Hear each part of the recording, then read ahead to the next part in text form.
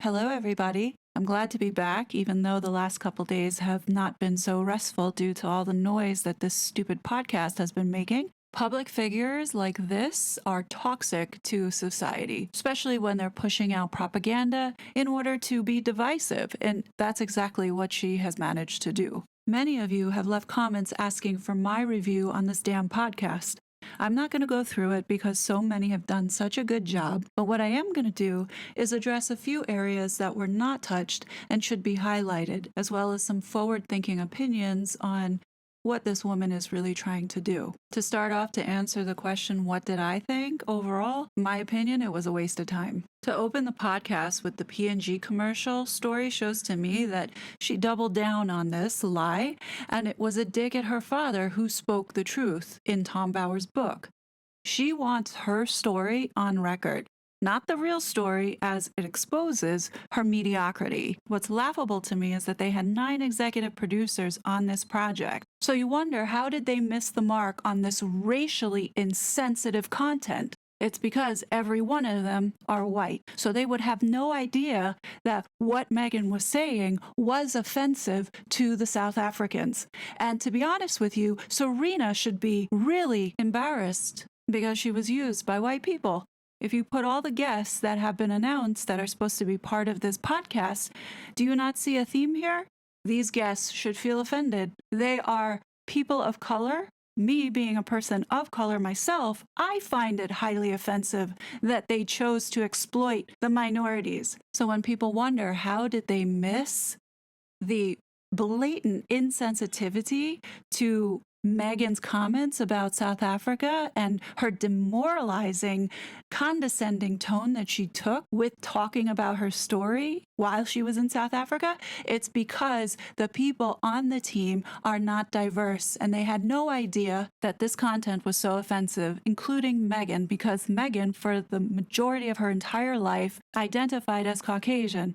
Because if she identified as a Black woman, then she would have understood that what she was saying was disrespectful and also extremely insulting to her very own people. That's if she embraced or really embodied being a person of color.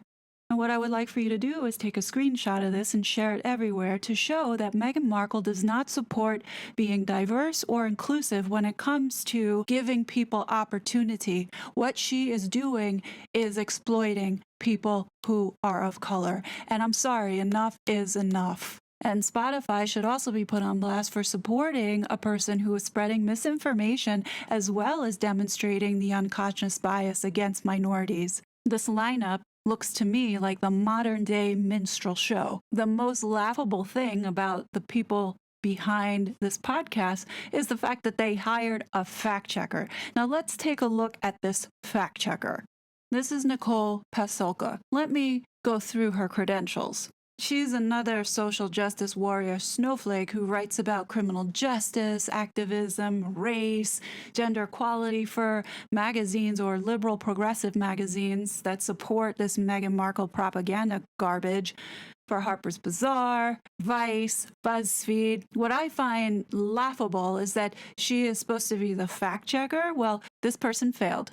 And I don't know whether to call her a she, a they, a them, or what, but this person failed. No, I mean epically failed at their job. I suspect how Mariah Carey got sucked into this was because of this woman, Whitney Gale Benta. Now, she was 1 out of 2 who was responsible for booking the talent for the podcast.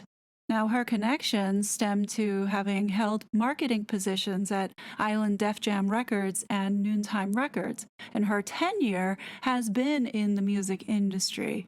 My guess, the reason why Mariah is doing this is because she has things to promote for the end of this year. One of it being this Global Citizen concert that she will be performing in New York City in September.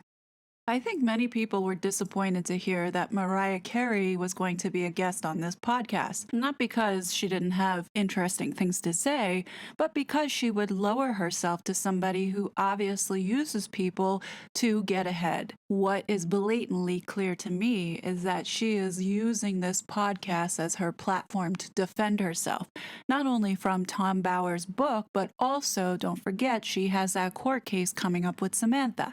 And let me explain to you why I think in this next episode with Mariah Carey, she's going to use it to defend herself and make the case of being this only child.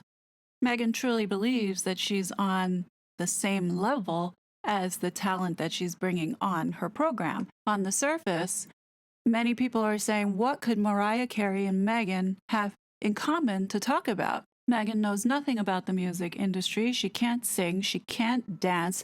She's failed as an actress. People sought Mariah Carey out, not Mariah having to turn tricks on a yacht to get where she's at. It is my opinion that Megan is going to use this episode to address her family dynamics with her father as well as her sister. The only similarities that Megan and Mariah have is the fact that they came from biracial homes, as well as, she is a product of divorce. And when you look at Mariah's home life when she was growing up, it was equally broken, similar to the way that Megan's was.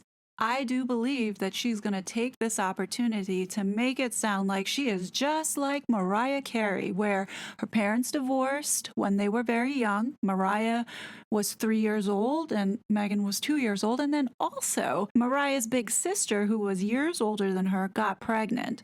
So we know that there's going to be some distancing that Megan is going to do, because don't forget, she has this court case with Samantha, to where, one of the biggest things that Samantha brings up was that Megan said that she was an only child. So now I truly believe that Megan is going to tie this back to Mariah's story and agree with Mariah in feeling that she grew up and her family, especially her father, became distanced. Because that's exactly what happened with Mariah Carey's father. And that, Mariah heavily relied on her mother, and the bond that they have together is really tight today, as opposed to her bond with her father doesn't exist anymore. Same thing with Megan. Now, this is just my opinion. Another area that she might potentially attack again is the royal family.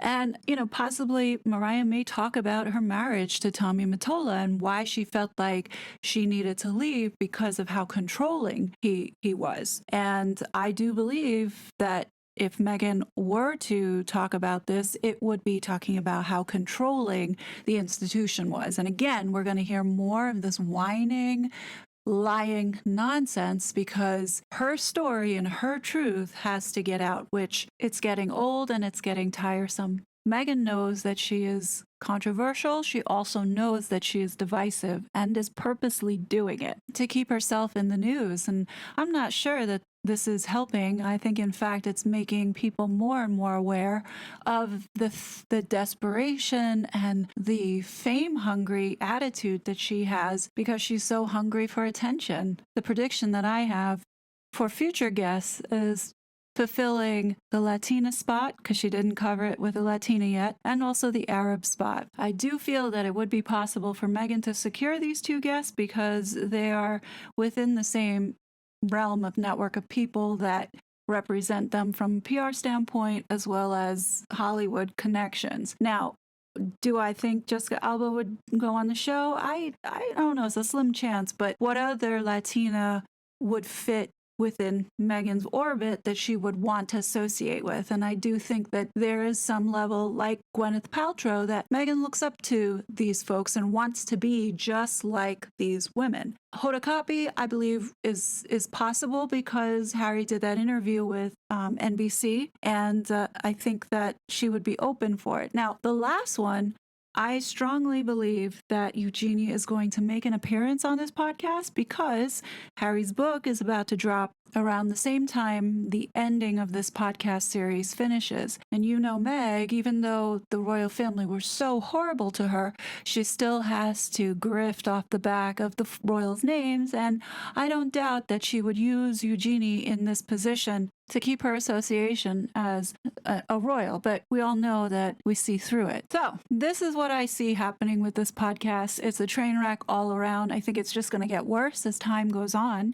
I do believe expect that people are going to tune in for Mariah Carey to give the benefit of the doubt and see what else she has to say. Also because many people like Mariah Carey, but the other guests that she has lined up, they're not so interesting. And you put that together with someone who's equally boring, it's not going to last. So that's my prediction, but we'll see. In a separate video, I'm going to talk about Harry's trip to Africa and why I don't think that he was actually in Africa. Please let me know your thoughts. Please don't forget to like, subscribe, turn your notification bell on because I will be back soon with another video. Until then, bye. It was such a fraud.